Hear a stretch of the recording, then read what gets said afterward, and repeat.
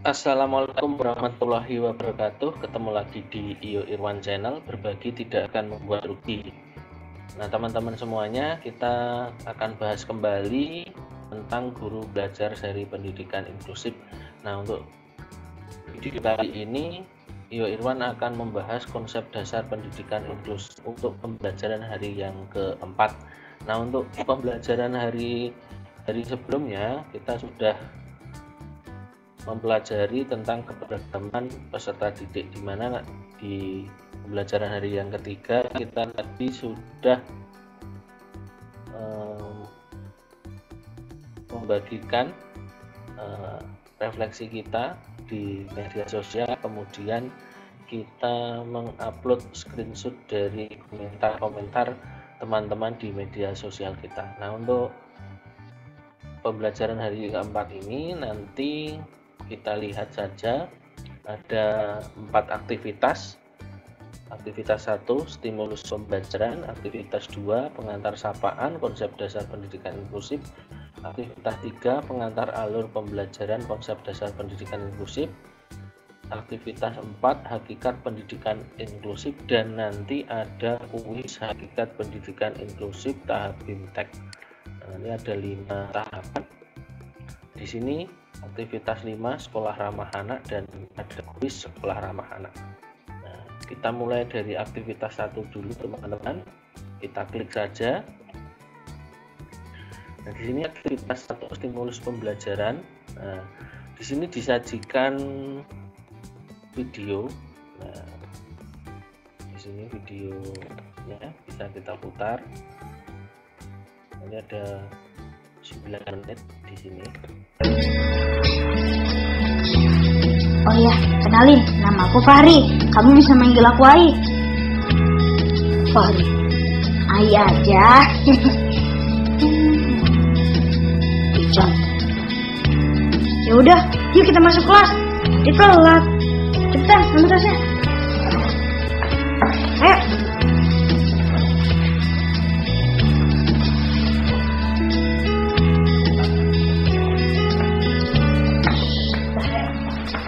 Hahaha, anak-anak, perkenalkan teman baru kalian. Namanya Hiksan Effendi. Hiksan, menurut kepala asrama kamu anak yang bandel. Duduk. Hari ini kita akan belajar puisi. Buka buku kalian, halaman 28. Fahri. Nah, nanti kalau kita sudah menyelesaikan video ini, kita bisa lanjutkan ke mark komplit ini teman-teman. Kita tandai telah selesai. Nah, kemudian setelah Anda menyelesaikan video, Anda rasakan. Nah, ini kita bisa klik mark komplit. Kemudian kita masuk di aktivitas 3. Sini alur kegiatannya seperti ini teman-teman, dari membuat jadwal, mengerjakan tugas, menjawab kuis, penilaian, lakukan refleksi. Di sini kita nanti bisa tandai mark komplit. Nah, ini aktivitas 4 dasar pendidikan inklusif. Ini pengertiannya, tujuannya, sasarannya, manfaatnya bagi peserta didik, bagi orang tua, dan bagi masyarakat, juga bagi pemerintah. Nah, di sini tantangannya ada yang pro, ada yang kontra dengan pendidikan inklusif. Ini landasan filosofis, landasan pedagogik, dan landasan yuridis, kemudian landasan empiris. Nah, kita bisa unduh materinya, kita download. Di sini ada 12 halaman hakikat pendidikan inklusif. Kita bisa download saja di sini.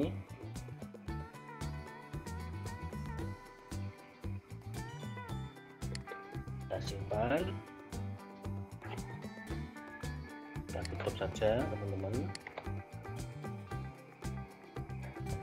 Kemudian setelah selesai mengunduh materi nanti bisa dibaca-baca, kemudian bisa melanjutkan ke kuis hakikat pendidikan inklusif. Nah ini misalkan seperti ini. Nah ini soalnya adalah sekolah harus sebagai proses yang diarahkan dan merespon adanya kebutuhan peserta didik yang beragam dengan cara meningkatkan partisipasi dalam belajar, kegiatan budaya dan komunitas, dan mengurangi eksklusi dalam pendidikan. Menurut Anda, mengapa keberadaan sekolah inklusif menjadi penting dalam mewadahi peserta didik berkebutuhan khusus? Nah, di sini kita bisa menuliskan jawaban kita mengapa sekolah inklusi itu penting. Nah, tuliskan minimal 150 kata itu dimasukkan ke sini. Setelah selesai nanti kita bisa klik finish quiz. Nah,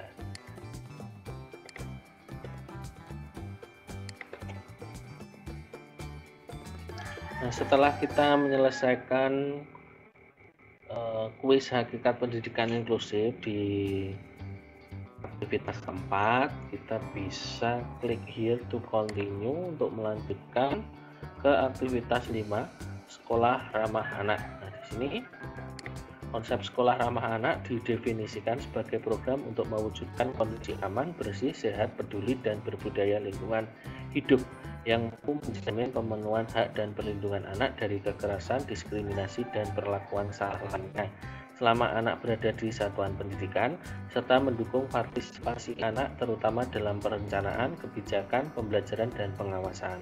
Prinsip utama sekolah ramah anak adalah bahwa anak mempunyai hak untuk dapat hidup, tumbuh, berkembang, dan berpartisipasi secara wajar sesuai hak dan martabat kemanusiaan, serta mendapatkan perlindungan dari kekerasan dan diskriminasi. Nah, di sini sekolah ramah anak, tapi dilihat pengertian, tujuan, manfaat, dan ruang lingkupnya. Sekolah ramah anak itu yang seperti apa? Di sini dijelaskan aman, bersih, sehat, peduli, dan berbudaya. Di sini mampu menjamin, memenuhi, menghargai hak-hak anak dan perlindungan anak dari kekerasan, diskriminasi, dan perlakuan salah lainnya. Mendukung partisipasi anak berkebutuhan khusus di sekolah inklusif dan nyaman bagi perkembangan fisik, kognisi, dan psikososial anak perempuan dan anak laki-laki, termasuk anak yang memerlukan pendidikan khusus dan atau pendidikan layanan khusus.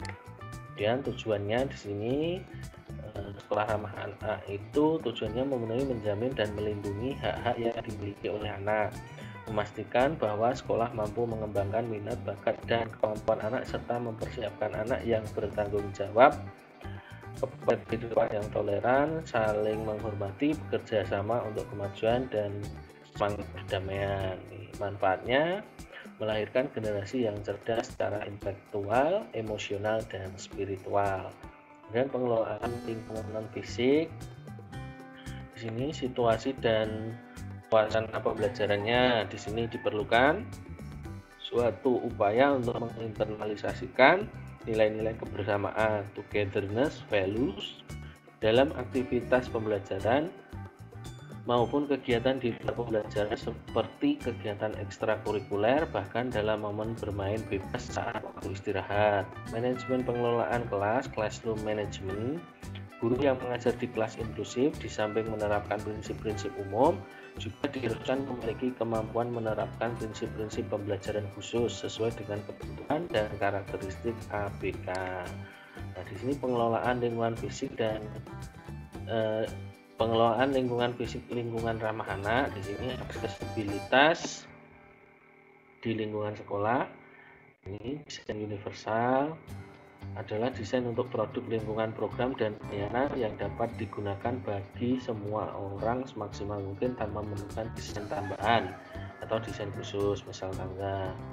Di sini sarana prasarana dan penataan ruang itu bisa dilihat di prinsip desain universal layanan, pengembangan aksesibilitas, saran praktis untuk menciptakan aksesibilitas di ruang kelas, prinsip penataan ruang kelas inklusif, sarana dan prasarana umum yang dibutuhkan di sekolah inklusif, serta media pembelajaran dan peralatan khusus. Nah, untuk lebih memahami, kita bisa download materi di sini. Kita klik saja,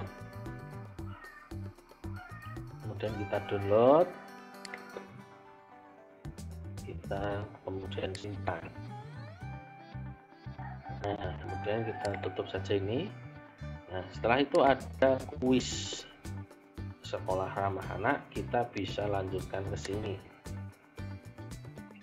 Di sini, setelah Anda mempelajari tentang sekolah ramah anak, jawablah pertanyaan berikut. Sekolah ramah anak adalah satuan pendidikan yang mampu menjamin, menghargai hak-hak anak dan perlindungan anak dari kekerasan, diskriminasi, dan perlakuan salah lainnya, serta mendukung partisipasi anak, terutama dalam perencanaan kebijakan pembelajaran dan mekanisme pengaduan. Menurut Anda, bagaimana hubungan sekolah ramah anak dengan sekolah inklusif? Nah, di sini kita bisa tuliskan minimal 150 kata, kemudian kita nanti masukkan jawaban kita di sini. Setelah selesai kita nanti bisa klik finish quiz. Nanti kalau setelah kita finish quiz, maka pembelajaran konsep dasar pendidikan inklusif ini selesai dan kita nanti bisa lanjutkan ke pembelajaran hari yang kelima. Nah, teman-teman, demikian untuk informasi mengenai konsep dasar pendidikan inklusif pembelajaran hari keempat. Semoga informasi yang disampaikan Iyo Irwan ini bermanfaat dan sampai ketemu lagi di video berikutnya.